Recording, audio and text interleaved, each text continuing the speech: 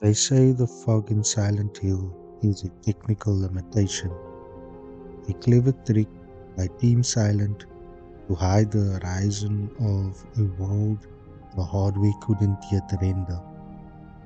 But for James Sunderland, the fog isn't a wall, it's a mirror. In Silent Hill 2, the geography of the town is secondary to the geography of the mine. Every rusted gate, every distorted creature, and every suffocating layer of mist is a manifestation of a guilt so profound it has rewritten reality itself. We like to think we can leave our mistakes behind, that if we travel far enough or wait long enough, the past will simply dissolve. But in this town, the past is a predator, because your sins don't just haunt you, they hunt you. And if you run far enough into the mist, your sins will chase you all the way to hell.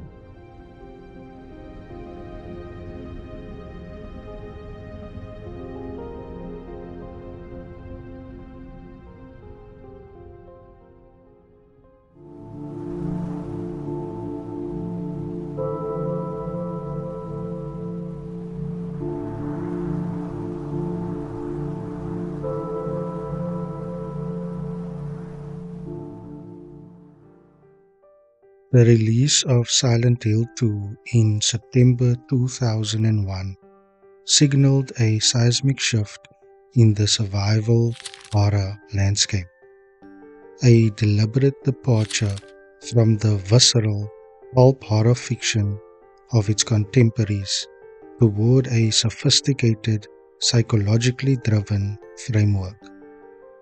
Developed by Team Silent, a collective of outcasts within Konami's Tokyo studio, the team reinvented the series' core thematic values instead of creating a direct sequel. While the 1999 original focused on the external threat of cults, Silent Hill 2 pivoted inward. It reimagined the town not as a mere setting, but as a sentient purgatory, a landscape that manifests the repressed guilt and fractured trauma of those who wander its mist.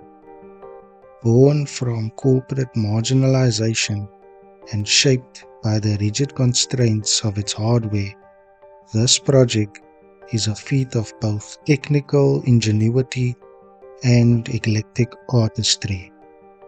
It stands today as a definitive legacy, a living testament for video games as a legitimate form of high art.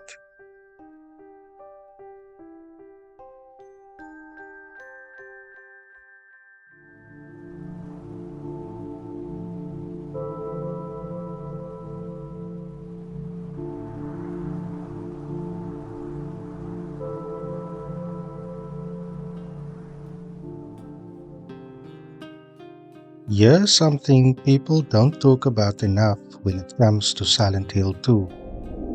The team that made it wasn't supposed to be legendary.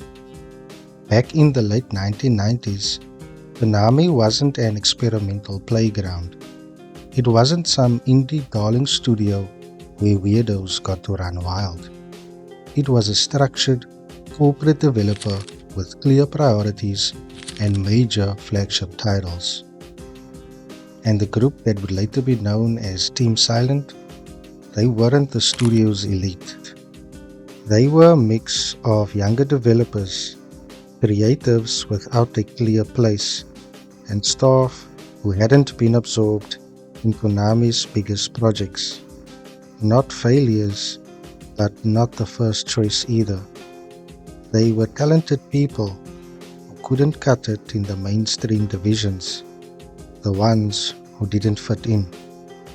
So when Konami decided to pursue a horror title to compete with games like Resident Evil, this team was given the opportunity.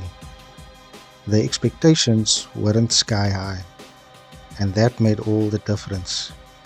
Because with fewer constraints than larger internal teams, they were able to take risks, not recklessly, but deliberately. They didn't just try to imitate what was already popular.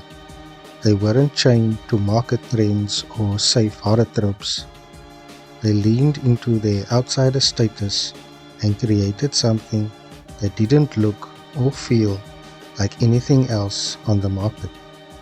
They built something slower, stranger, more introspective.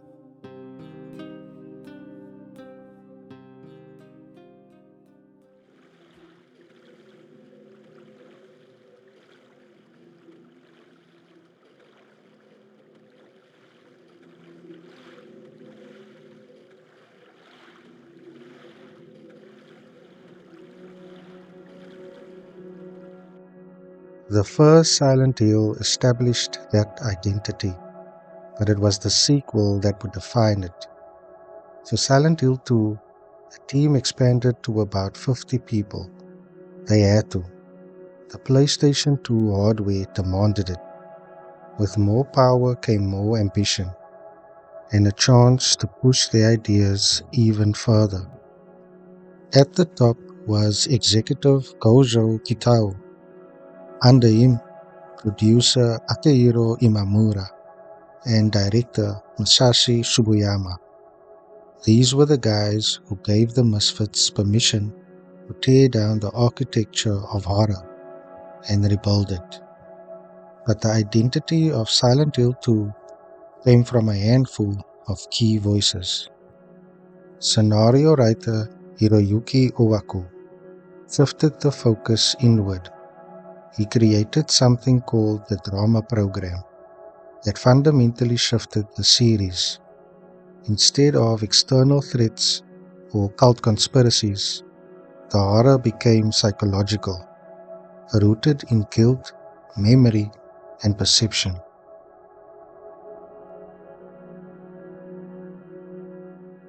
Art director Masahiro Ito brought those ideas to life.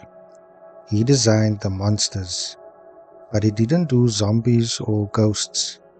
He built creatures from abject symbolism. The monsters weren't just enemies, they were manifestations, symbols shaped by the protagonist's mind, things that looked like they crawl out of someone's subconscious. Pyramid Head, that was him. Even now, Pyramid Head stands as one of the most recognizable figures in horror, not because of what it does, but because of what it represents. Character and CGI director Takayoshi Sato pushed the limits of performance at the time. Facial expressions, body language, subtle emotion. Everything was crafted to feel uncanny, lifelike, strangely human. It wasn't just polygons. It was psychology rendered in digital form. And then there's the sound.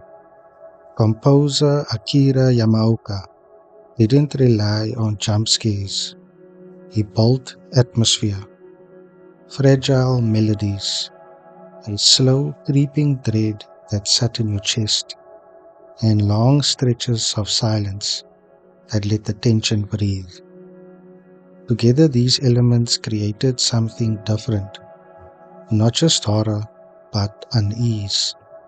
Not just fear, but introspection.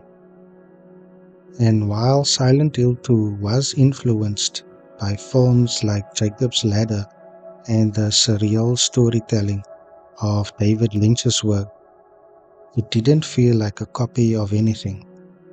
It felt personal. But you can't build a world like Silent Hill on art alone. You need people who understand the machine. The game's visual identity, its fog, its lighting, Its oppressive sense of space was the result of careful collaboration between artists and programmers. Effects like the dense fog weren't just stylistic choices, they also worked within the limits of the hardware, turning constraint into atmosphere. On the narrative side, Suguru Murakoshi contributed to the game's dramatic structure. His work helped shape how the story unfolds, how scenes transition, how tension builds, and how emotional moments are allowed to linger. Character movement and modeling were handled by a wider team of artists and animators, including contributors like Kazuhide Nakazawa. Their goal wasn't exaggeration, it was subtle discomfort. The characters don't move like monsters, they move like people, just slightly off. These weren't corporate drones following a blueprint. They were artists who got lucky enough to be given enough space to take risks. That's what made it stand out then, and that's why it still stands out now. Because Silent Hill 2 doesn't explain itself, it doesn't guide you, it doesn't comfort you. It asks you to sit with what you're feeling and figure out why. And maybe that's the real story here, because they didn't just make a game, they made a document, a piece of psychological horror that refused to hold your hand or explain itself. They created something that didn't just follow the rules of horror, it silently rewrote them.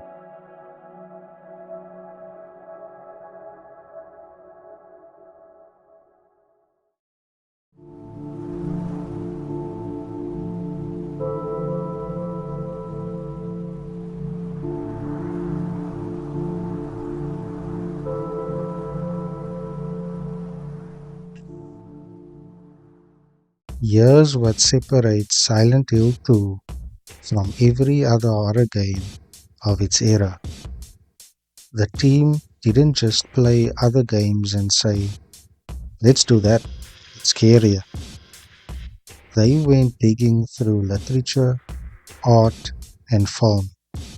They wanted something that didn't feel like a haunted house.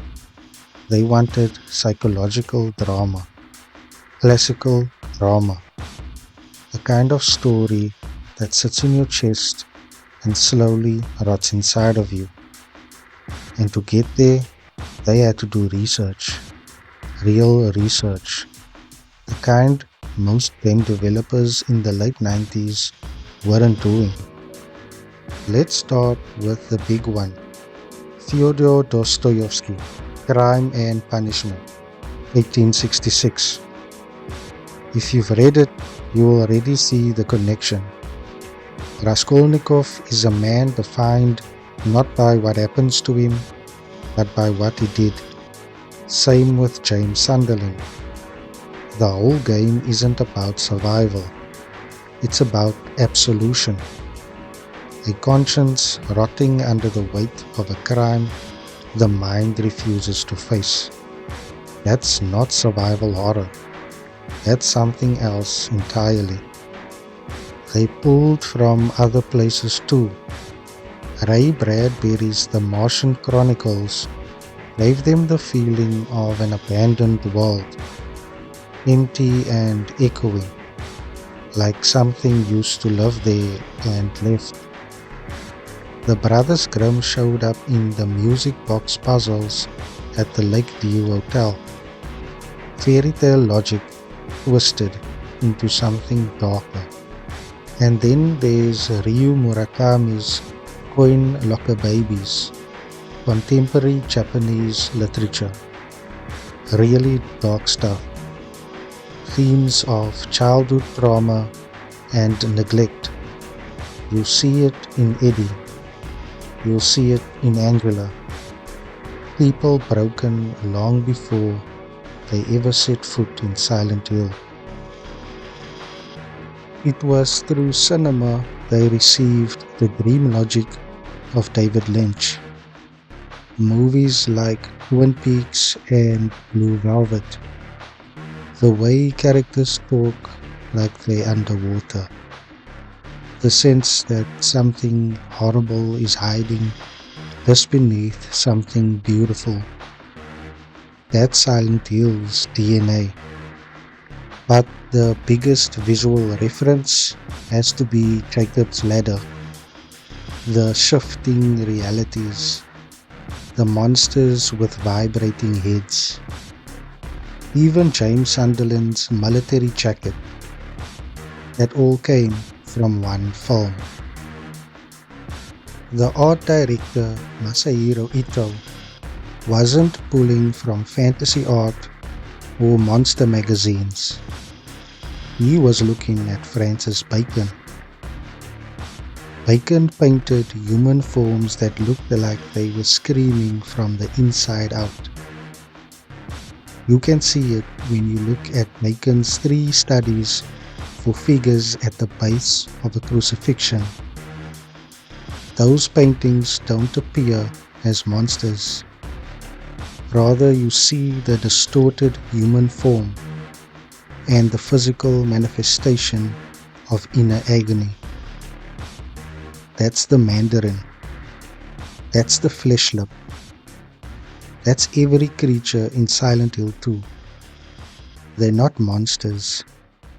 They're manifestations. So, what does it all mean? It means Silent Hill 2 wasn't created in a vacuum. The team took Dostoevsky's guilt, Lynch's dream logic, Bacon's agony, and Jacob's Ladder's shifting realities. They ground it all together and poured it into the PlayStation 2. What emerged was a game that doesn't feel like it was made by shareholders. It feels like it was researched, studied, and most importantly, understood.